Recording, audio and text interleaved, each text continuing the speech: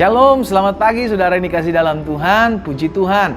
Pagi hari ini kembali lagi saya menyapa setiap saudaraku yang ada di rumah kita masing-masing. Sebelum kita memulai hari ini, biarlah kita belajar merenungkan firman Tuhan untuk menuntun kita, memberkati kita, dan membimbing kita ke dalam jalan-jalan Tuhan. Sehingga apapun yang kita kerjakan di sepanjang hari ini, kita melakukan berdasarkan kebenaran firman Tuhan. Masih bersama saya Pastor Glenn Atuheru dan masih dalam program Bible and Coffee. Kita berdoa, kita datang kepada Tuhan.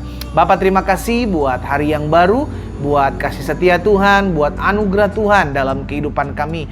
Kami berterima kasih karena pemeliharaan Tuhan nyata sempurna bagi kami, sehingga kami boleh lalui hari kemarin dengan tidak kekurangan suatu apapun. Dan pagi hari ini kami kembali memulainya bersama dengan firman-Mu. Firman-Mu menuntun kami ya Bapak, bimbingan-Mu ada atas kami, sehingga di hari ini menjadi hari berkat dan hari di mana kami diberkati dalam segala pekerjaan kami. Di dalam nama Yesus Tuhan kami berdoa dan bersyukur. Haleluya.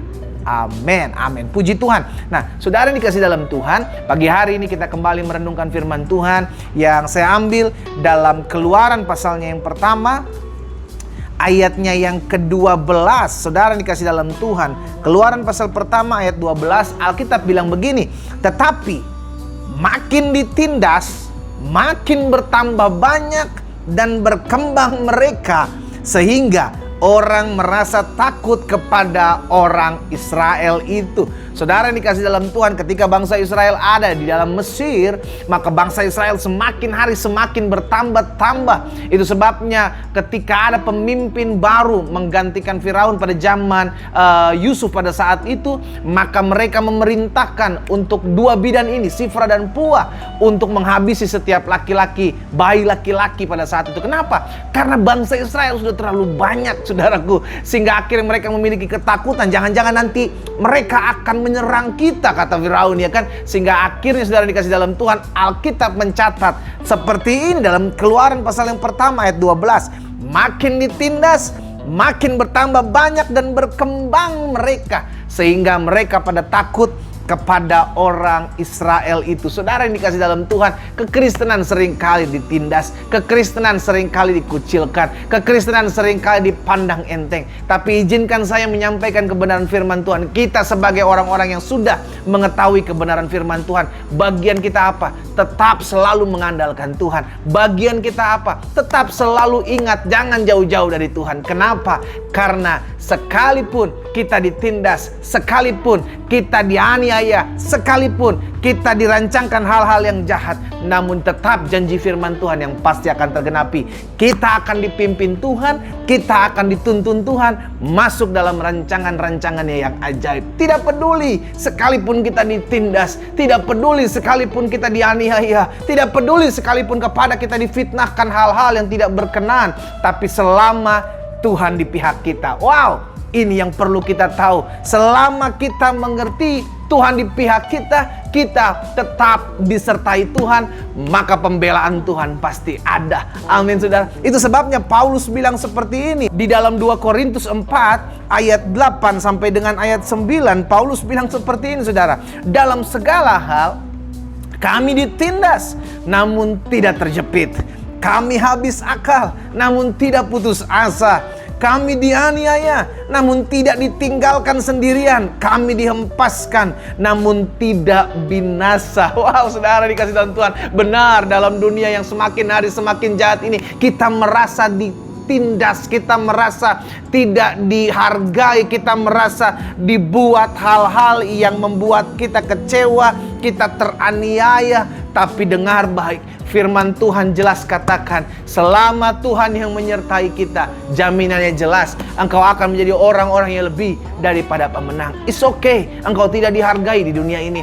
It's okay, engkau dipandang sebelah mata di dunia ini. It's okay, engkau dikecewakan hari-hari ini. Tapi biarlah firman Tuhan pagi hari ini menguatkan kita, meneguhkan hati kita, bahwa sekalipun kita ditindas, sekalipun kita teraniaya, kita dihimpit, kepada kita difitnahkan hal-hal yang jahat, Tuhan menyertaimu, maka Tuhan juga yang akan mengangkat hidupmu.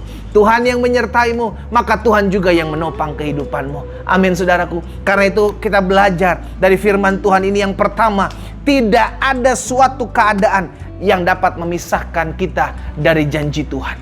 Tidak ada satu keadaan, tidak ada satu peristiwa, tidak ada satu orang pun yang jahat sekalipun yang dapat memisahkan kita dari kasih Kristus dalam hidup kita.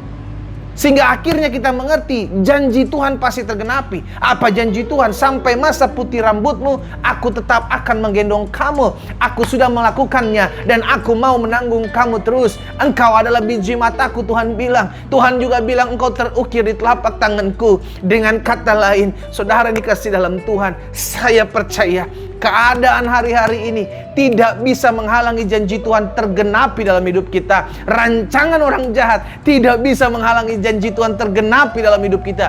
Justru keadaan Tuhan pakai, orang jahat Tuhan pakai untuk menggenapi rencana Tuhan dalam hidup kita.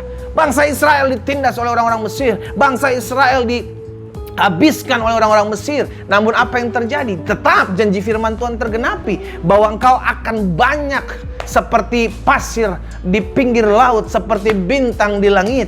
Itu yang akan tergenapi. Sehingga ketika makin ditindas, maka bangsa Israel semakin banyak. Semakin ditindas, mereka semakin kuat. Yang ada justru orang Mesir ketakutan terhadap orang Israel. Ini yang saya pelajari. Jadi firman Tuhan pagi hari ini, yang pertama kita belajar bahwa tidak ada satu keadaan yang dapat memisahkan kita dari apa yang menjadi janji-janji Tuhan. Dan yang kedua saya pelajari, selalu ada penghiburan Tuhan di dalam masa-masa yang sukar. Makanya Paulus bilang tadi, kita sudah pelajari dalam 2 Korintus pasal 4 ayat 8 dan 9, dalam segala hal kami ditindas namun tidak terjepit, habis akal namun tidak putus asa, kami dianiaya namun tidak ditinggalkan sendirian, kami dihempaskan namun tidak binasa. Paulus dan murid-murid mengalami hal yang demikian. Saya percaya kalau Paulus dan murid-murid mengalami hal demikian, maka setiap kita pun harusnya semakin kuat dalam mengiring Tuhan.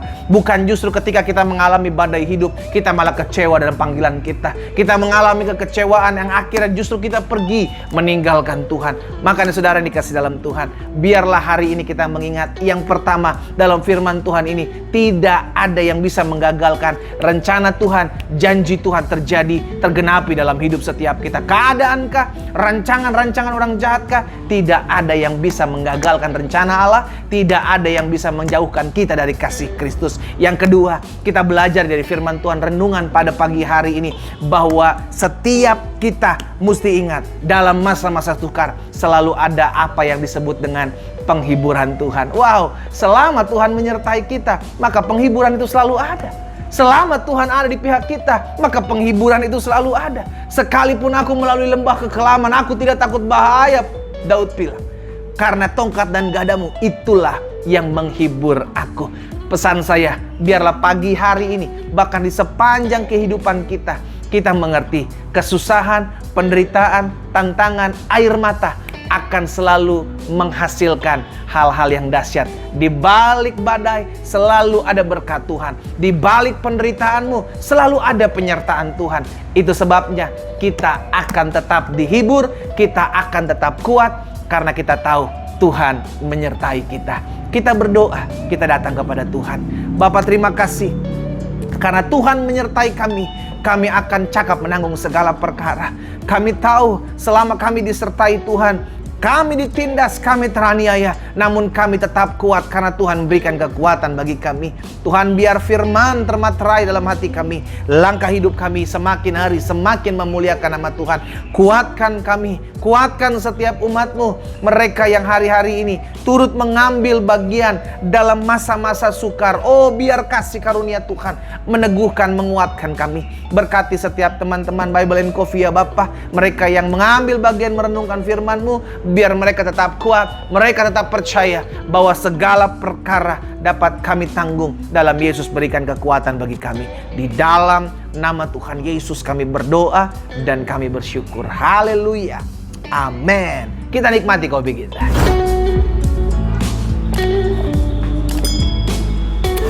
Ingatlah, kita tetap disertai Tuhan.